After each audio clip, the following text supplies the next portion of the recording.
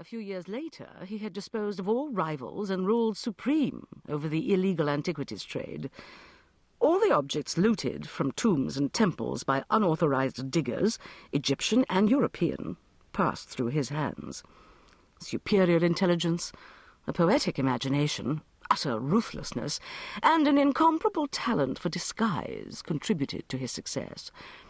Only his most trusted lieutenants were aware of his true identity. We were able that year to foil Sethos's attempt to rob the princess's tombs at Dashur, and to escape his attempts on our lives. As related in the mummy case.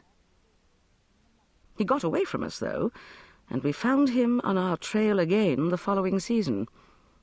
However, certain developments of a private nature, which are not within the scope of this article, gave us reason to believe we had seen the last of him. Mrs. Emerson's reticence on this subject is difficult to understand, since she has described these events in the 5th volume of her memoirs, Lion in the Valley. In the autumn of 1897, we set out for the Sudan, which was being reconquered by British-led Egyptian troops after a long period of occupation by the dervishes. We had planned to excavate in the ruins of the ancient Kushite capital of Napata, but a message from Willie Forth, an old friend of Emerson's, who had been missing for over 10 years, sent us out into the wastes of the western desert in search of him and his family. The details of that astonishing adventure, perhaps the most remarkable of our lives, have been recorded elsewhere. It resulted in the rescue of Forth's daughter Nefret from the remote oasis where she had dwelt since her birth.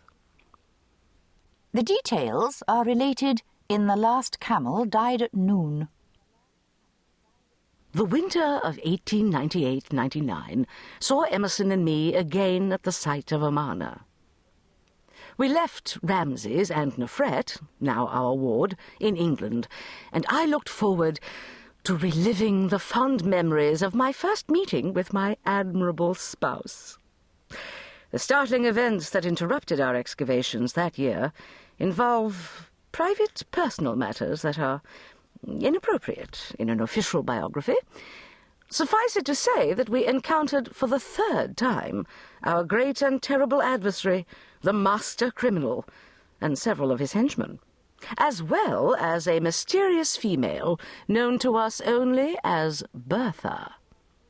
The thrilling denouement of this adventure saw Sethos felled by an assassin's bullet, the dispatch of the assassin by Emerson, and the disappearance of Bertha and the henchman.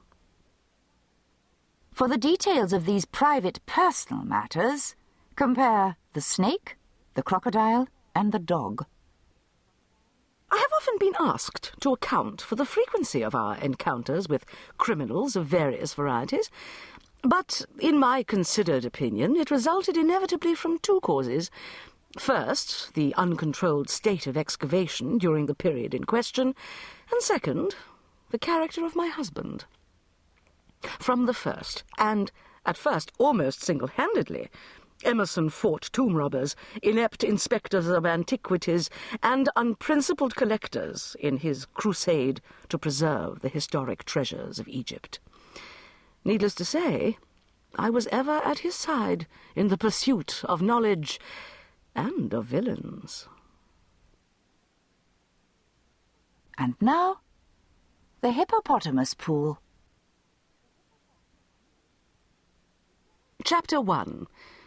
The trouble with unknown enemies is that they are so difficult to identify.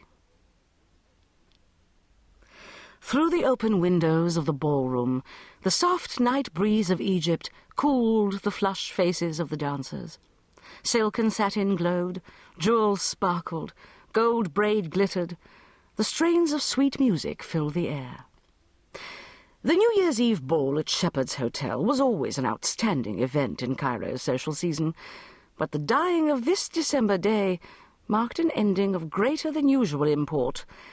In little more than an hour, the chimes would herald the start of a new century. January the 1st, 1900.